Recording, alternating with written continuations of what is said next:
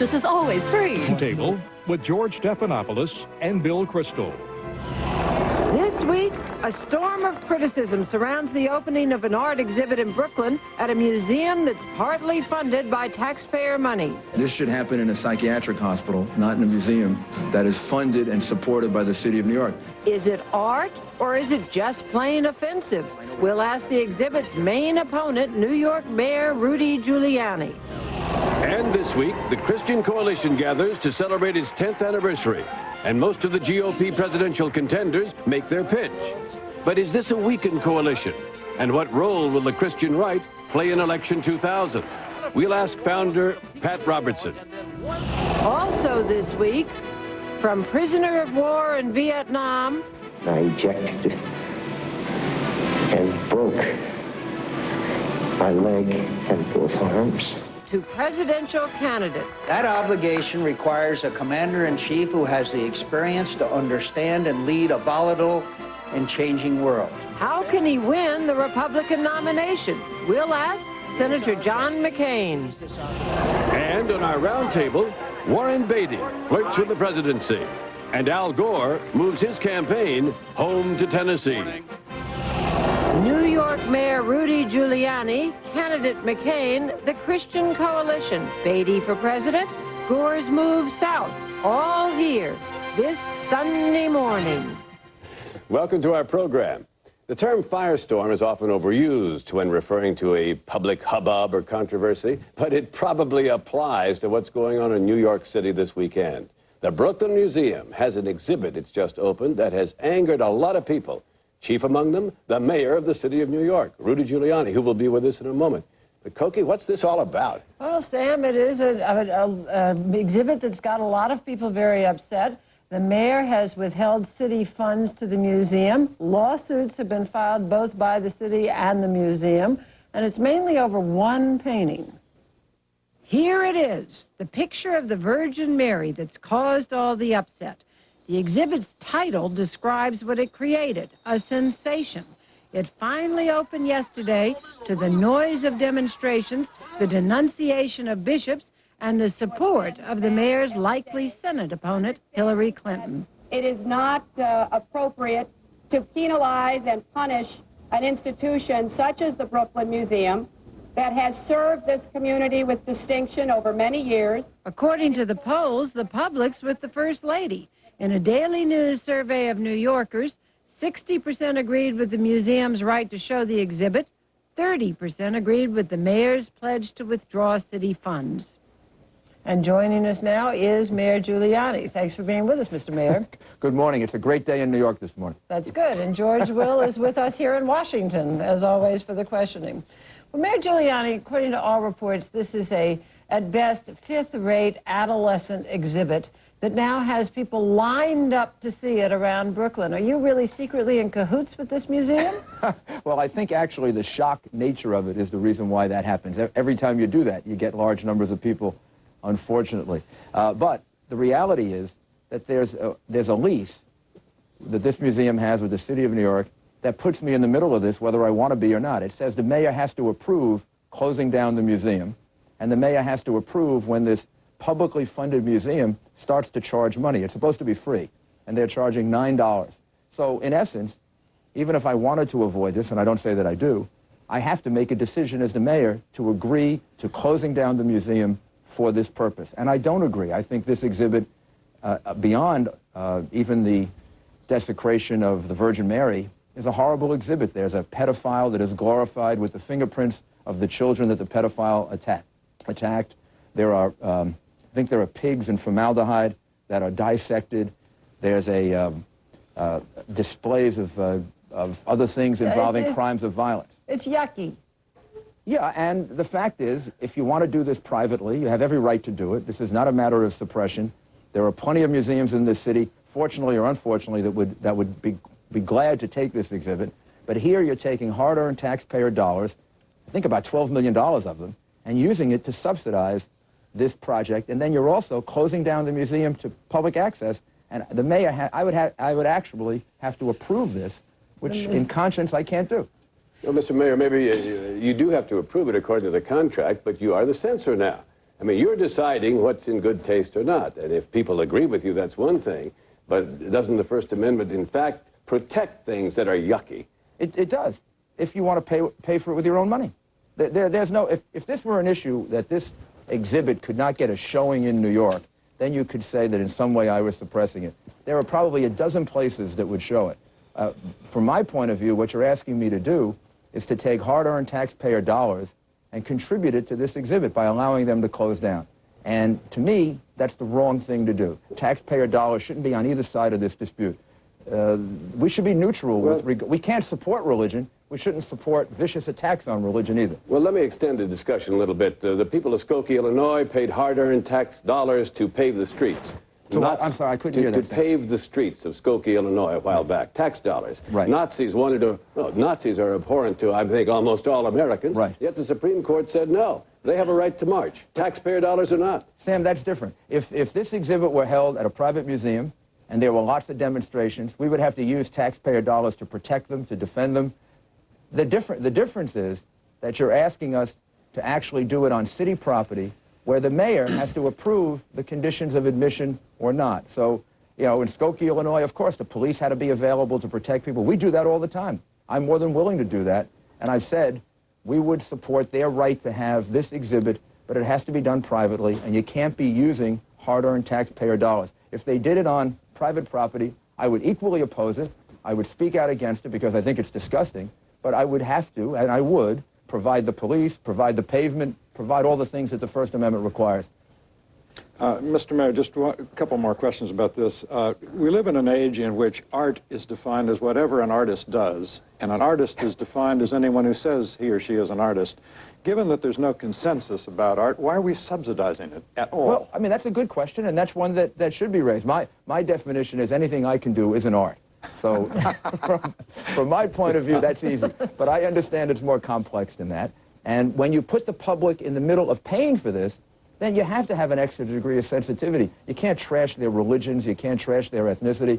And excuse me if I'm not overdoing this, but I do think if this were another attack, another religious group, another ethnic group, maybe I'm not sure the museum ever would have done this. I think the idea of Catholic bashing goes down a little easier than some of the other things that might be done. Let me ask you about that. Suppose instead of a portrait of the Virgin Mary splattered with excrement, it was a portrait of Martin Luther King. How do you suppose people would react in Brooklyn? I don't think the museum ever would have done it. The museum board would have been too sensitive to the concerns of the minority of people that would be offended by this. And it's not just excrement; it's also the private parts of women that are displayed in that portrait, which is, you know, kind of But Mr. Mayor, an aggressive attack on religion. Several prominent Catholics have supported the right of the museum to do this. Senator Moynihan, the head of the city council, Mr. Malone.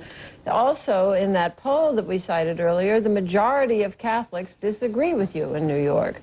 So, I mean, are you out there saying Catholics are a monolithic group Nope. that can't think for themselves? Not and at are all. being offended? I'm saying that 30% is a substantial minority, and if this were viewed in a different way, you would say the mayor has the right to support the rights of that minority. 30% of the people that are offended in a deep way is a substantial number when you want $12 million in taxpayer money. And the fact is that we should be as sensitive to their concerns as we would be if it were, you know, some other group. Mr. Mayor, changing the subject, this week you endorsed George W. Bush for president. George W. Bush emphatically did not endorse what the House Republicans were planning to do with the Earned Income Tax Credit. I think you think he was right. Do you think that distancing himself from the Republicans in Congress is important, necessary, good?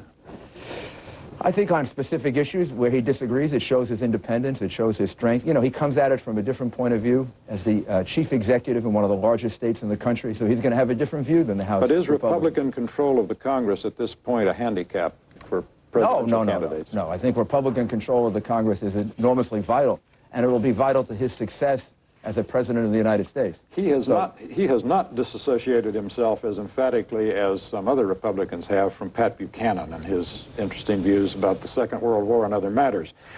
Do you think that George W. Bush has taken a strong enough stand about the role of Pat Buchanan in the Republican Party? He says, I'm going to need all the votes I can get. Stay home, Pat. He has to make his own decision about that. I strongly oppose Pat Buchanan. I think he's He's a very, very difficult and negative force within the Republican Party, and I've always made that And you very, think he very should clear. leave? Do you think he should leave? Oh, I don't know about leaving. I think we should vote against him. I think that's the way you tell somebody that you're for or against him. Whether George W. Bush and nobody else should be throwing people out of the party or putting them in the party. I shouldn't. Nobody else should. We should oppose him and oppose him strongly, which I do. Mayor Giuliani, this is a simple question, but then I don't mind asking it. Have we got the New York Senate race set now? You're going to be the Republican nominee, and Mrs. Clinton's going to be the Democratic nominee. Well, you have it set. I don't know. No, but is there any chance that you can see that either one of you would not go? I guess until somebody decides, there's always a chance. But I think it's very likely that we're going to be running against each other, which I think will make it a very exciting campaign. I mean, on this issue, we have diametrically opposed views. I don't think public funding should be used to attack religion or do the kinds of things that are being done here. Mrs. Clinton believes public funds should be used. I bet you're going to find 100 disagreements like that philosophically. Well, if you got an issue like this, or maybe issues even greater public importance, why do you spend time complaining about the house that the Clintons have bought? I don't. I haven't complained about it. You think it's fine? You think the financing is fine? Oh, that isn't for me to say. That's their decision. They have to figure out how they get the money for it. I haven't raised that. I mean, that's their own personal decision that they have to make, and then you have to deal with the ethics of it afterwards. Excuse me. Are there ethical questions involved? I think that's that's for other people to decide. I think this campaign, I should be as disciplined as I can to conduct this campaign based on issues like our disagreement over public funding, our disagreement over how you deal with schools, the disagreement over what to do about crime, things like that. That's the best way to conduct this campaign. So you don't take a position as to whether there's an ethical problem with the financing? When I know more about it, I may or may not, but I don't think that's the primary focus of the campaign. It should be philosophical disagreements. I think you'll find plenty of those on which this campaign can be waged. Mr. Mayor, we're about out of time here, but later in the broadcast, we're going to be talking to Senator McCain, and he's a friend of yours. He's a very good friend, and you didn't endorse him. Is that philosophical differences? You have to make, no, I philosophically agree with John McCain as I do with Governor Bush. I have tremendous respect for John McCain. He's not only a friend, but he's a hero of mine, and I think he'd make a great president. I think George W. Bush will make a great president also, and I think he has a better chance of uniting our party. I think both of them are superbly qualified candidates. I could conceivably support Elizabeth Dole if she were the nominee. But you ask me to make a choice, I think Governor Bush is a candidate who has the best chance of winning and of succeeding as president. Okay. Thank you very much. Thanks for being with us, Mayor Giuliani. I hope to see you soon in New York. Thank you. When we come back, the Christian Coalition celebrates its 10th anniversary, but how strong a political force is it? We'll ask founder Pat Robertson. From ABC News, This Week with Sam Donaldson and Cokie Roberts. Brought to you by Merrill Lynch. No matter what you want to achieve, we can help. And by GE. From aircraft engines to appliances, we bring good things to life. Jump, jump, jump and Believe it or not, this is your lucky day. The day your hospital got its revolutionary new GE Lightspeed scanner. In an emergency, it's the world's fastest. Yesterday, it would take 20 minutes to scan your injuries. Today, it takes about 30 seconds. With images that are more useful than ever before. Take real good care of him. How are you feeling? The GE Lightspeed. Does your hospital have one? I love chairs. I like to think about how people sit. I love chairs so much I started making them. It's been an education. I've learned about things that have nothing to do with chairs. The fridge fires are coming.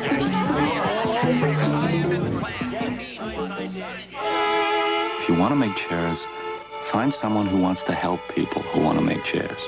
No matter what you want to achieve, we can help. Ask Merrill Lynch. 3 years ago, my IT guys told me there'd be two kinds of businesses. Those with a vision to master the internet, and those without. And we didn't want to be the second kind. Then Dell came to see us. They showed us how to use the internet for direct relationships with our customers, suppliers, everyone who's a part of our business. With Dell's support, there's no limit to where I can take this company. We always knew we needed the internet. We just didn't know how badly. Be direct. Dell. Dell servers use Intel Pentium 3 processors. Although the influence of the Christian Coalition may have waned in the past few years, the Christian Coalition met this week in Washington, D.C. to celebrate its 10th anniversary. The gathering came at a crucial time for the Christian right. Conservative candidate Dan Quayle called it quits earlier this week. Thus, today I am announcing that I will no longer be a candidate for President of the United States. And religious conservative Gary Bauer was forced to confront rumors of marital infidelity.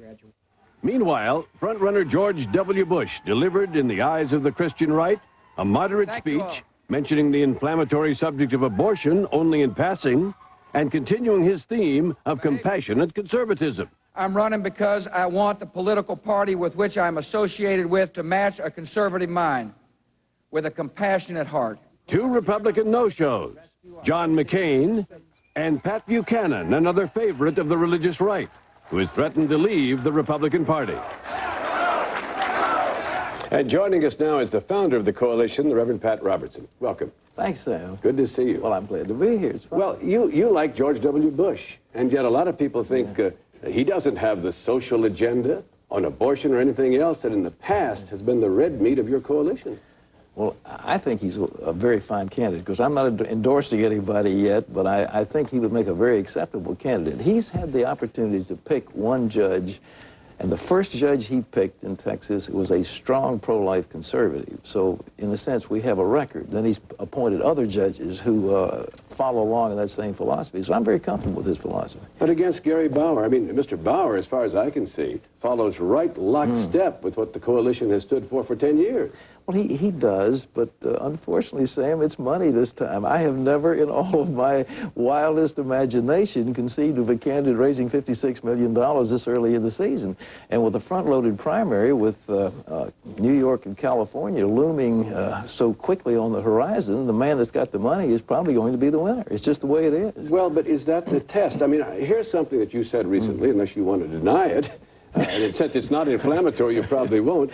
I personally am not interested in pushing him, meaning George W. Bush, so far to the right that he will not be electable. So what is it? Is it principle, or is it who can win?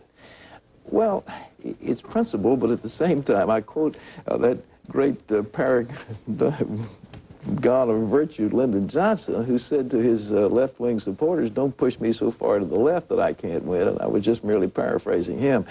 They were talking about that litmus test. I will not have a litmus test for judges. Well, a litmus test is an inflammatory word. It's a minefield. So he said, I'd just as soon not get my leg blown off, and I will appoint judges who honor the original intention of the framers of the Constitution. Well, that's good enough for me without saying he has a litmus test. Well, do you think in the past that the coalition and some of its followers have pushed candidates too far to the right to be elected?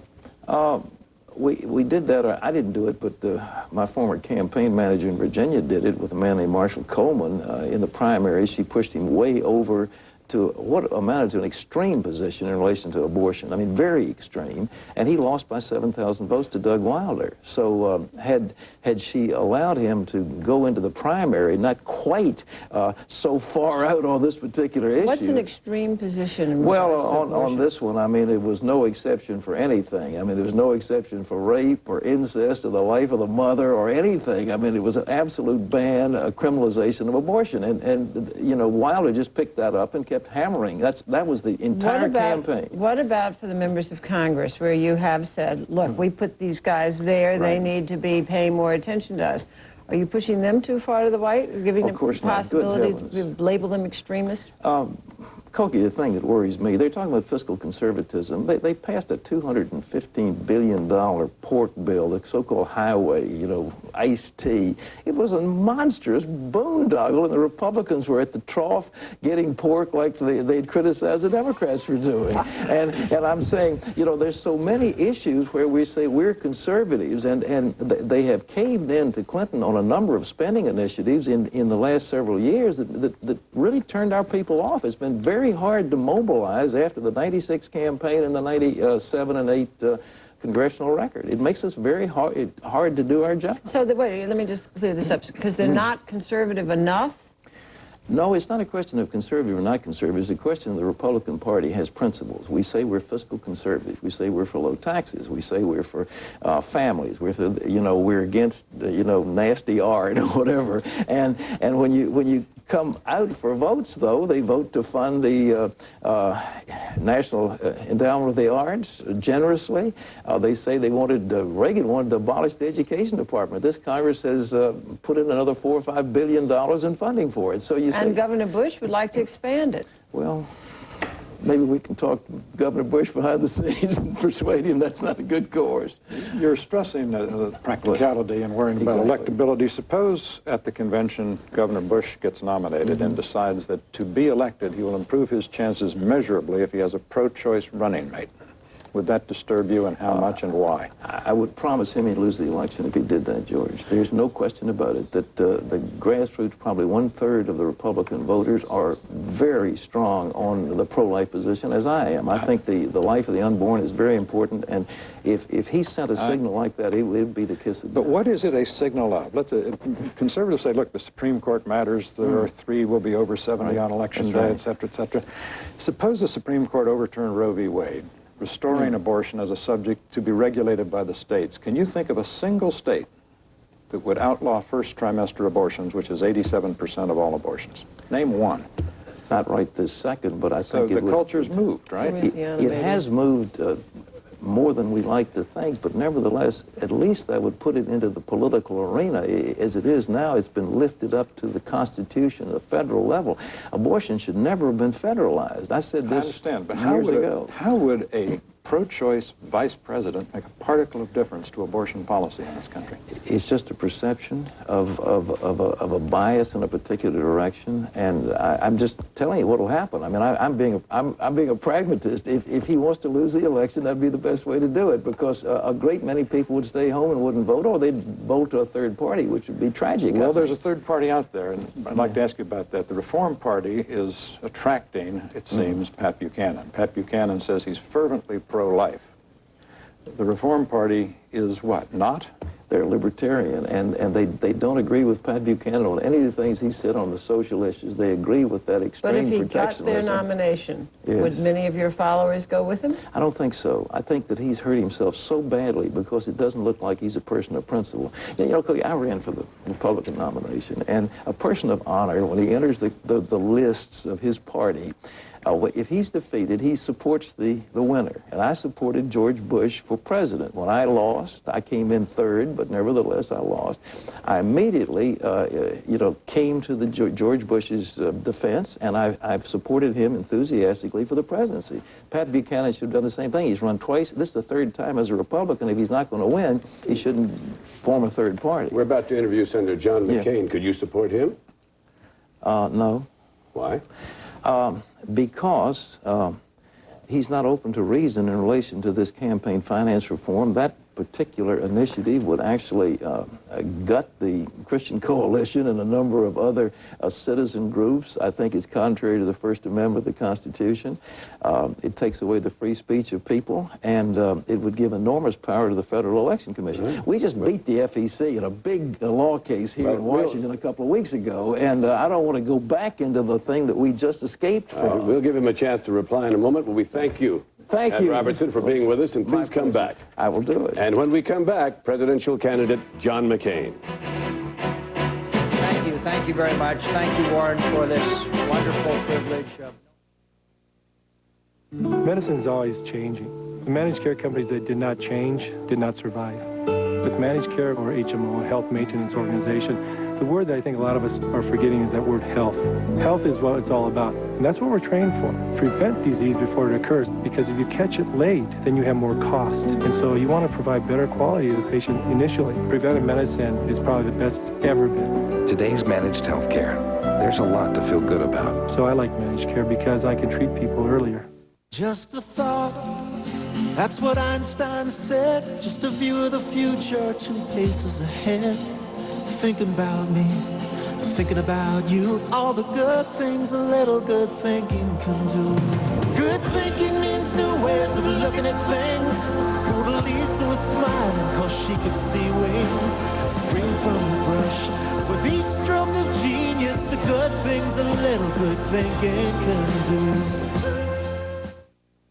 At Invesco, we know that the financial world isn't always as it seems. The big economic picture can always change. quickly. And to manage a fund, Invesco knows you need to be on top of the changing picture and know how it might affect you right at home. And we've applied that kind of knowledge to our Dynamics Fund. To learn more, call your financial advisor or Invesco. You should know what Invesco knows.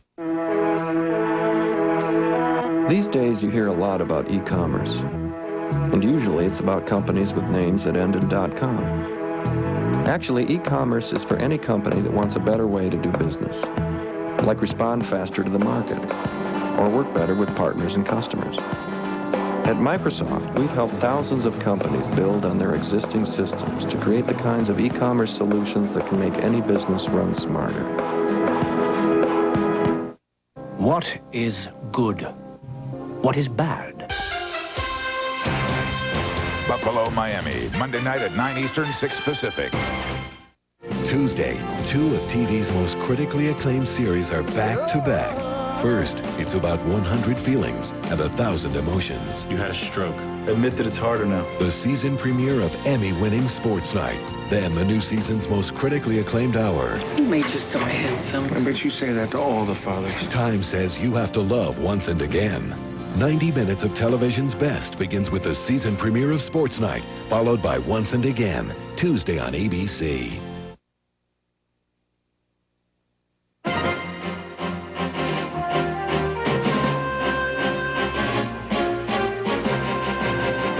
He made it official this week. John McCain is running for president. And he joins us now from Cottonwood, Arizona, through the magic of satellite technology. Welcome, Senator McCain.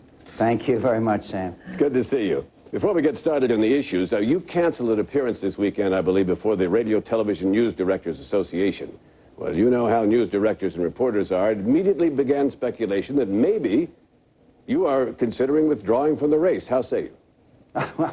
I was out here in Arizona, and we figured that it would be very difficult to fly back east and back here, and we've got a number of engagements in California on Monday. I can't imagine that scenario, to tell you the truth. Well, for a man who just announced, I think a lot of people thought it was not really possible, but we had to ask you anyway. Now, Sure. Reverend Pat Robertson has just said he couldn't support you because of your stance on campaign financing. Well, I can only assume then that Mr. Robertson agrees that it's acceptable now for a Chinese army-owned corporation with a subsidiary in the United States to give unlimited amounts to an American political campaign. It's wrong, especially since the latest iteration of Russ Feingold's and my legislation has nothing to do with independent campaigns, has nothing to do with Mr. Robertson, so I guess then that he must have some attachment to soft money, because that's really all we're trying to address now when we take this up in a couple of weeks on the floor of the Senate. Senator George Will here. Do you have the votes, strategy to get the 8 votes you lacked last time to stop the filibuster and move this to a final vote?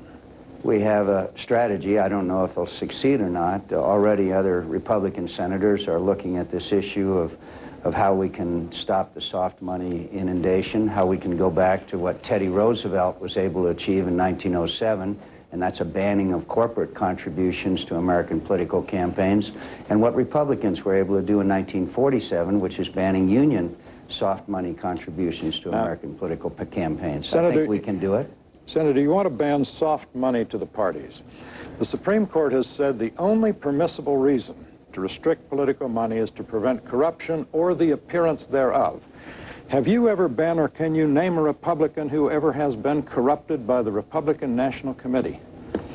Not by the Republican National Committee, but all of us have been corrupted by the process where big money and big influence, and you can include me in that list, where big money has brought access, which has brought influence. Anybody who glances at the so-called 1996 Telecommunications Reform Act and then looks at the results, which is increases in cable rates, phone rates, mergers, and lack of competition, clearly knows that the special interests are protected in Washington and the public interest is submerged. Well, let me stick with this, though. However, this is soft money to the parties. Yeah, that itself leads to the corruption of Republicans? Of course it does, George, and you work there and you see it. Lately we've got hundreds of billions of dollars in in special tax breaks for special interests. So what do we decide to, how do we decide to save money? Go after the earned income tax credit, which is for lower income working Americans who have no representation in Washington. This is responding to what you call special interests. What interests aren't special? I mean, how do we separate out the disreputable from the reputable interests in our political process? George, it's all got to do with money. When you're giving 6 figures and now 7 figures amounts of money, then you gain special access, special influence, and that's reflected in the legislative process. Again, you see it as well as I do, so does every other American. That's why 69% of young Americans between 18 and 35 say they're disconnected from their government because of special interests. That's why we had the lowest voter turnout in history of the 18 to 26-year-olds in the last election. Senator McCain, you just talked about the earned income tax credit. This is the proposal on the part of the House Republicans to give the money monthly instead of yearly. Governor Bush has come out against it, but it was after he had refused to follow your lead in asking Pat Buchanan to leave the party. Do you think there's a connection there? Do you think this was maybe a sister soldier moment for Governor Bush? I don't know, and by the way, I'm not saying, maybe it's a nuance, but I believe that Pat Buchanan's position has caused him to leave the party. There's no parameters in which the Republican Party philosophically operates that leaves room for that kind of view of World War II and the United States' involvement in it. He says that you owe him and his wife an apology for your statements about him because their relatives fought in the war. Well, I think all of us who had relatives who fought in the war are very proud of their service and sacrifice, but that doesn't change the fact that that view of the United States' involvement in World War II is a denigration to all of those who served. Would you like to see him run in another party outside of the Republican Party?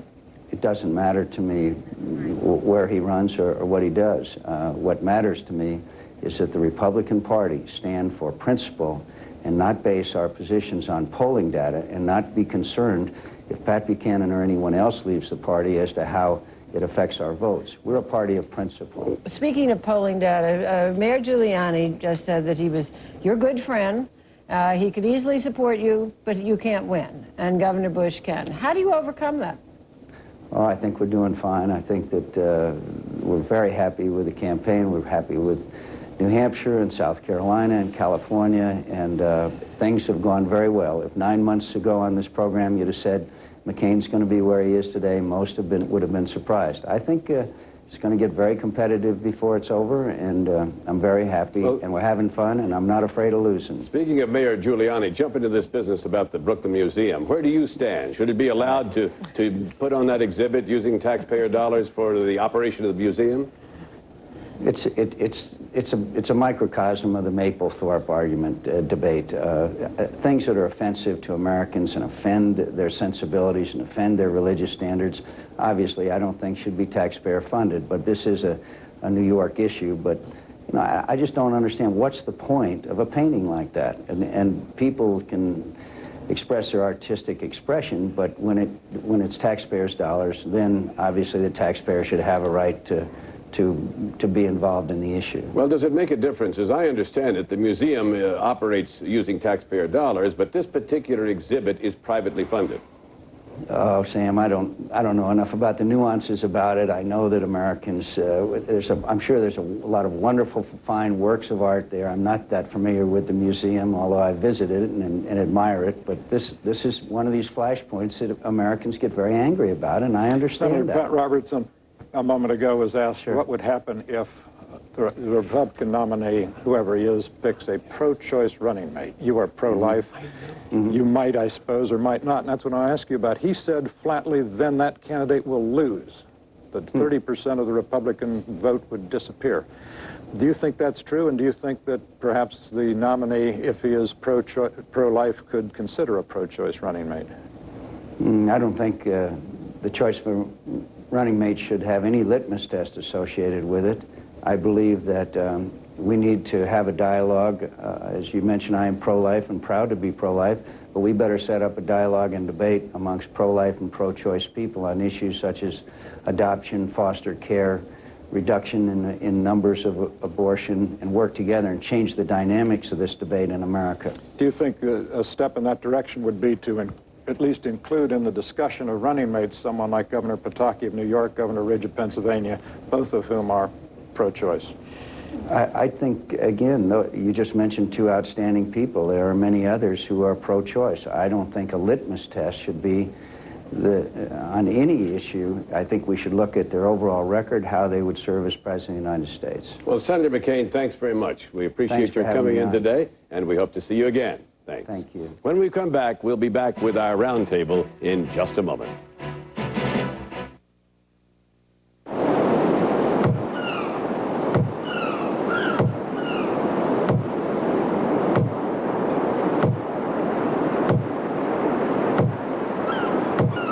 The only way to avoid saying, "Why didn't I think of that?" is to think of it first.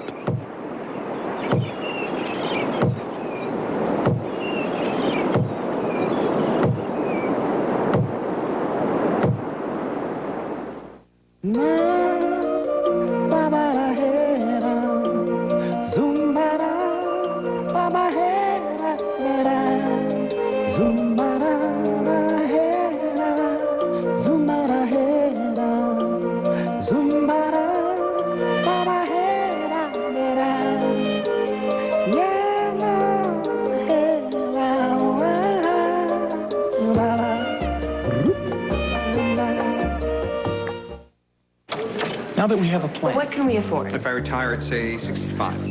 Sorry. No, 55. Sorry. Oh, 62. Now, if Kevin goes Ivy League, let's get junior college. Honey, if he gets into an Ivy League, it's going Ivy League. You're right. Okay. I don't know. Let's see it again. And buying the vineyard in Tuscany. Ooh. Vacation in Tuscany. Yeah. That's nice. I like that. No matter what you want to achieve, we can help. Ask Merrill Lynch. This week with Sam Donaldson and Cokie Roberts will continue in a moment after this from our ABC stations. Peter Jennings. Good journalism is about judgments. ABC's World News Tonight. You can get them with a good story. No wonder it's America's most watched nightly news. Are you ready to keep the home fires burning? Ready to step up to the #1 selling brand of chainsaw in the world? Then you're ready for the new Stihl 018C, the most chainsaw $200 can buy. And now, for a limited time, get a $30 value quick chain adjuster free when you buy the Stihl 018C. Are you ready for a Stihl? You'll find Stihl power tools at Stark Street Lawn and Garden, Wayne Saw Shop, and Columbia Feed and Supply in Scappoose. The major advantage in buying a used car or truck from a franchise dealer like Royal Moore is consumer protection. Each car is subjected to a comprehensive 129-point inspection. Royal Moore then offers limited warranties on most of their used cars. These high standards give customers confidence in their purchase at Royal Moore. Now it's easy to find the car you want. Log on to KATU's AutoNet for quality used cars. Go directly to KATU.com and discover KATU AutoNet. Imus in the morning on Hot Talk 1080 KOTK.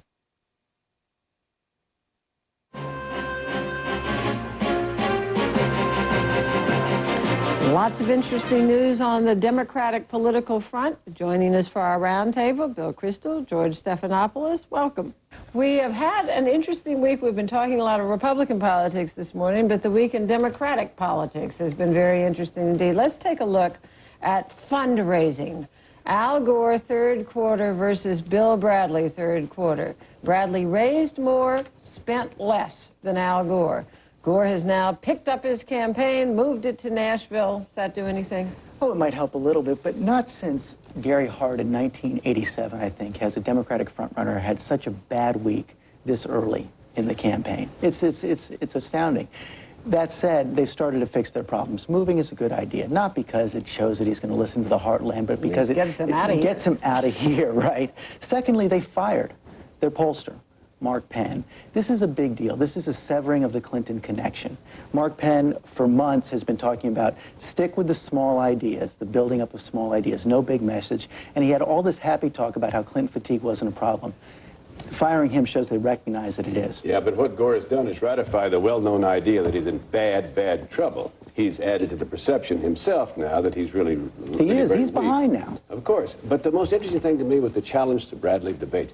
I mean, the front runner doesn't want to debate very much. It's always the challenger who says, we must debate the issues. Front runner tries desperately not to debate. For the vice president, who, just a few months ago was thought to be invincible, to say, I must debate my opponent, is simply saying, I'm no longer in charge. Bill Bradley's in charge, and I got to try to get back in the game. But he thinks he can win debates, and he thinks that he'll be very good at debates. And he has been good at debates in the past, but I am put in mind of Ronald Reagan and Jimmy Carter, George, where throughout that campaign, Jimmy Carter kept saying, debate, debate, debate, debate, and finally Reagan debated him and just walloped him.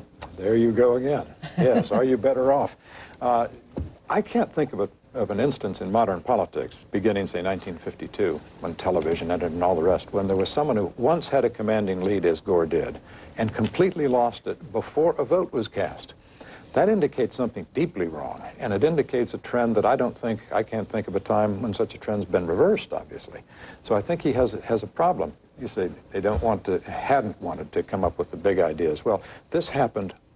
This moving to Nashville and all the rest happened immediately after Bill Bradley comes out with a certifiably big idea, a $65 billion big idea for health care. And they start attacking each other, right? They began to do that at the end of this week. This has been so tough on Gore, I feel like I should defend him. You know? Jay Leno said, I think on Thursday night, that if Gore collapses any faster, he'll have to go play for the New York Mets. And the Mets promptly turned it around and won 2 games, and if they win today, they'll make the playoffs, it looks like. So maybe Gore can turn it around. His problem, though, his problems do continue. Bradley gave a thoughtful speech on health care, which is getting some praise from conservatives, actually. People at the Heritage Foundation, the most conservative, prominent think tank in town, praised the speech. The Mets can only win if 2 other teams stumble. And Gore's now in that position. He can only win if Bradley stumbles. No, Cincinnati and Houston. We've all said no. Actually, I don't think that's true, but it might be hard to get there. Right now, Gore is behind in New Hampshire and New York. If he loses New Hampshire and New York, he's got to go to a Southern strategy. He's got to get the black vote out on Super Tuesday. He can win, but he will be dead broke. Yeah, but from time to time, we've all said around the round table that Gore's problem is basically Gore. No, it's basically Clinton. Right. Well, that's why moving to Nashville doesn't work. He can't move his office out of the West Wing. And he can't change himself. Let me just pursue my idea, and you have that yours. You're right. Gore can be formidable in debates, as Ross Perot and Jack Kemp found out. But in this television age, the person who is not Clinton, and I'm not talking about the Clinton scandals now, who does not connect through that tube and make you feel that he feels your pain and loves you, doesn't have much of a chance against someone who can. The connection this year is something different, too. I don't know if you saw Bill Bradley on Larry King this week. He was so relaxed, you would have thought he was going to slip. We saw Bill Bradley here 2 weeks ago. You would have thought he was going to slip under the table. Have you used marijuana, George? Did he? But was that good or bad? I think it's good. I mean, instead of energetically trying to create this connection, he just seems so comfortable. I rest my case, ladies and gentlemen of the jury. Bill Bradley, I think Al Gore can turn it around, but the thing that does make me wonder if that's the case is that number he sits at of people who are definitely going to vote for him. And that sits there at about 33 to 38%. And that's exactly what we saw with Bob Dole in 1996. No matter what he did, he never got above 39%. And the events changed, and it was like a person's chart in an intensive care unit where we've lost the patient. It just was absolutely steady. And that's where Gore is. You mean we're approaching? Yeah. Well, that's not overstated. But look, his problem is he's the incumbent vice president. The country is in good shape. Clinton has a job approval of 60%. And in a matchup in New York State, a heavily Democratic state, against Bush, he's ahead by 2 points. In the same matchup, this is in today's New York Post, a new poll, Bradley's ahead by 20 points. And then the money comes in. But if you're a Democratic primary voter, you have no big problems with Bill Bradley. He's basically the same as Al Gore on the issues. And Gore's in danger of losing New York, and Bradley's winning it by 20 points. I think that's awfully strong for Bradley. And all of these things may give Mr. Gore another bad week 2 weeks from now, when labor meets, I guess, in Los Angeles, and Gore desperately wants to be endorsed by organized labor. He may get the endorsement of AFSCME, the American, Federation of State, County, Municipal Employees, and the National Education Association. Public employees. Government organized as an interest group may rally to Al Gore. I'm not sure that helps. Well, but if he doesn't get it, you're right, though. If he doesn't get it, it will be just close to, not a death blow, but it'll be one more horrible step, and Bill Bradley is working very hard right now to prevent it. He's calling up labor leaders. This was a foregone conclusion months ago that Gore was going to get it. It's no longer calling up basketball players. Michael Jordan. I want to come back to Bill's point, which I thought you were going to make yourself, about the Clinton factor here. Gore made the point in his news conference this last week when he made all his announcements that he had not consulted President Clinton, the best political strategist of the 90s, arguably, about all of these moves. Now, what? Many people... Clinton advised that months ago. Well, he said in his news conference, George, go back and look at the tape and answer a question that he had not consulted and informed the president he was going to make these moves. Maybe the word informed is the one I should have used rather than consulted way back there. But he made the point that he had done this himself. He was his own man. A lot of people think he needs to go farther. He needs to go much farther now. And yet, as a sitting vice president, he can't. He can't. Tell us the advantage, though, just quickly, of being out of town. Little Rock versus Washington. Getting away from all of us and all of the lobbyists. Getting out of the echo chamber. When you're in a campaign, you have to have focus. Plus, there's so much kibitzing and second-guessing when you're sitting right down on K Street. That single advantage, I think, is worth something. Congress? But point well taken. He's still all over your But face. he's still the incumbent vice president. Governor Clinton was the governor of Arkansas. He really was a challenger, running from his home state's capital. Al Gore lives in Washington. He works in Washington. It's pretty tough just to move to Nashville, I think. Well, we'll be moving on to the Republicans when we come back in just a moment. Well, it's time to go. Oh, we love having you here. Oh, we'll be back. It's a great place. Thanks. Have you always had this in? No, we ran our own printing company. This was always our dream for when we retired. You should have seen it before. It needed a lot of work, but we did it. I don't know if we'd be able to do it. You'd be surprised. Martin got us investing with T. Rowe Price. Even helped us work out what we could spend once we retired. Maybe we ought to think about that. I think so. T. Rowe Price, helping people invest with confidence for over 60 years. So, Dad, what do you think about mass customization? I'm eating breakfast, Angela. Ah, yes, business school meets the school of been there, done that. Dad, my bank does it. If we could integrate all our customer data, we could communicate better with our customers one-to-one. Give them knowledge they can use. Who's going to help manage and produce this? Xerox. Xerox? Since when? Daddy, you need to get out more often. Oh, boy. Keep the conversation going. Share the knowledge. The Digital Document Company, Xerox. Presenting the remarkably innovative GE Profile Performance range with a revolutionary bridge that connects burners so you can cook any size dish. And its true temp oven is the most accurate in America, so you can also bake and broil like a gourmet. It's so versatile, you could get carried away. Dad, I usually just have cereal for breakfast. The incredible Profile Performance range, only from GE. I had congestive heart failure, and everything that could go wrong did.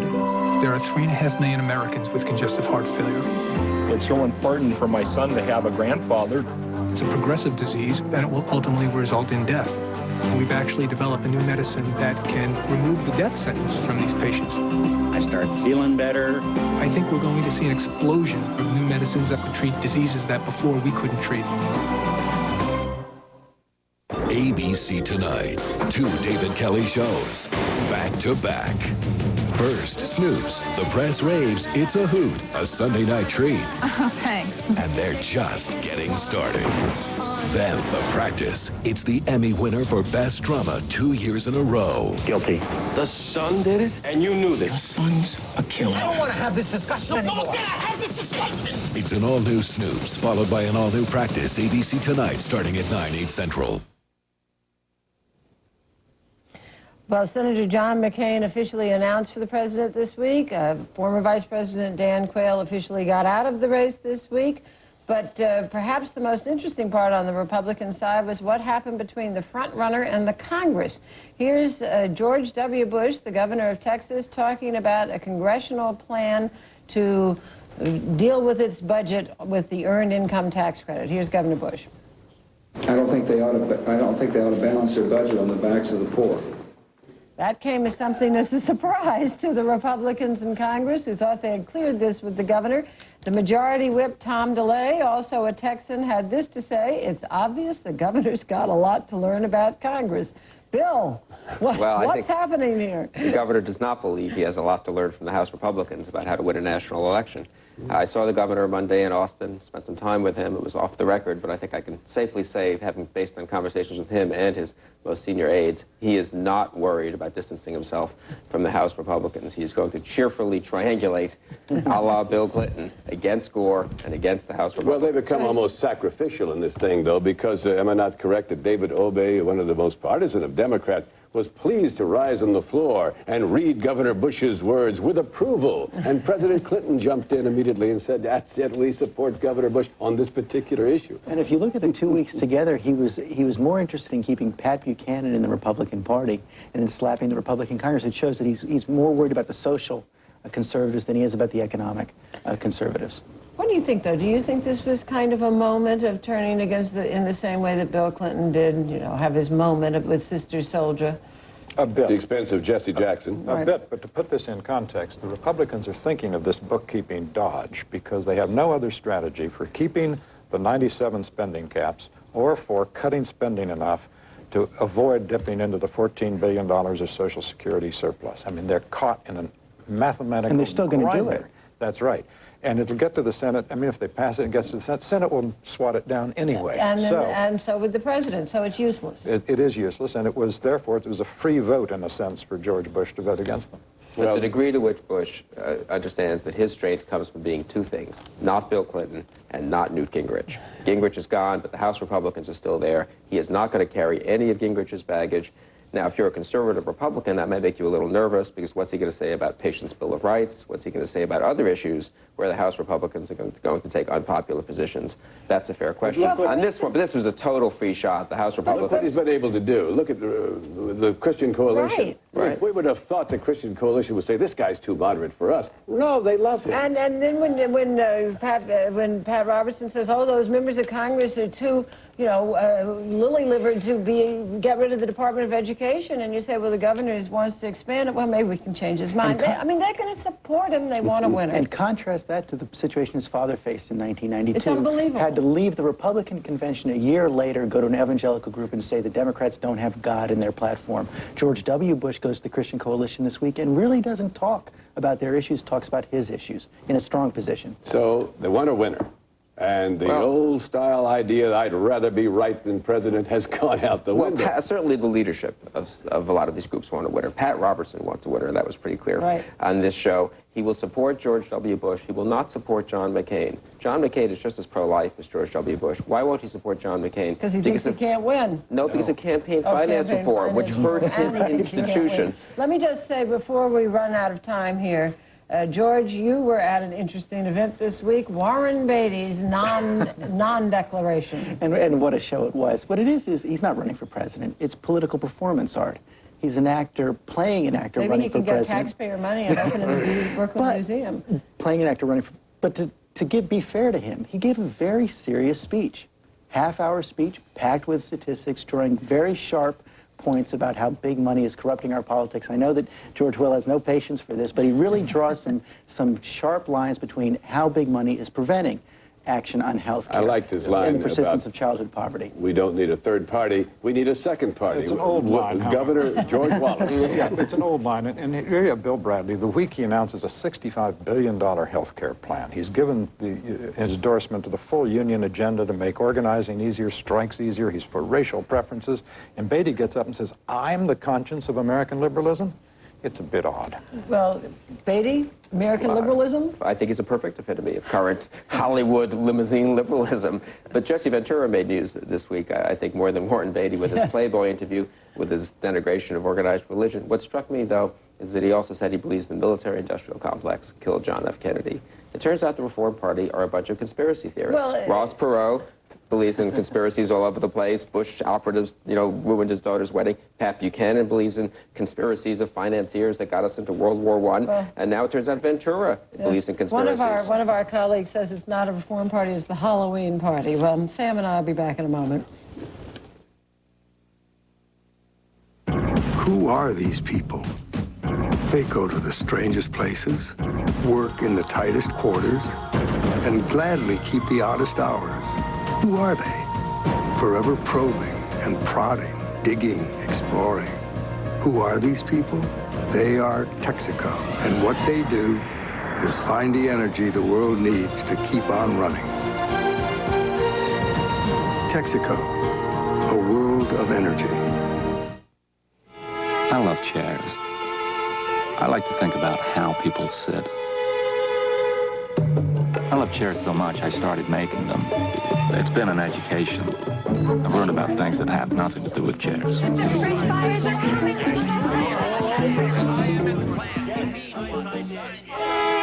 If you want to make chairs, find someone who wants to help people who want to make chairs.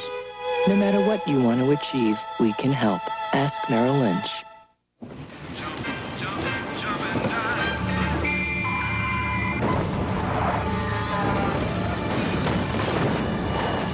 Believe it or not, this is your lucky day. The day your hospital got its revolutionary new GE Lightspeed scanner. In an emergency, when every second counts, the GE Lightspeed is the fastest diagnostic scanner in the world. Yesterday, it would have taken radiologists 20 minutes or longer to scan your injuries. Today, the GE Lightspeed can scan your body in just over 30 seconds. What's more, it produces incredibly detailed images that are more helpful than ever before. Joe, why don't you take 3 deep breaths, right? We're going to take real good care of it. The GE Lightspeed. How are you feeling? Does your hospital have one? I like to think of myself as an innovator who started a company, Dell Computer, around an idea that everybody should be doing business directly with one another, one-to-one, with no barriers. To me, that's the power of the internet. We'd like to show you how to empower your business in ways you've never imagined. I'm Michael Dell, and it's our reason for being. Be direct. Dell. Dell servers use Intel Pentium 3 processors. You have to take a really big crane and get it to move. Use a tow truck. Put a mouse in front of it. You could blow a horn. I'll get a lot of men to help me, like 20 men. You could give them their favorite food so they can just have a little snack or candy while they're pulling it. Here's a look at what's coming up on ABC News. Tomorrow on World News Tonight, who would burn down a school just to get their hands on some federal money? This week on Nightline, a look at a terrorist attack that would be unlike anything in American history, the possibility of biowar. And Thursday, the premiere of something new from 2020, the news magazine you've loved for over 20 years. Thursday's 2020 walks a new beat, downtown. And Sam, you have something coming up on 2020 this week. That's right. On Monday night, former President Bush has collected letters and diary entries that he's written over the years, and you're going to see, he reads them for us, a side of him that we haven't seen before. I mean, at one point, he just breaks down in tears and can't go on. If he'd shown that emotion in 1992, but that's water under the bridge. Well, I'll be looking forward to it. Monday night. That's all for us this Sunday. Until next week, that's This Week.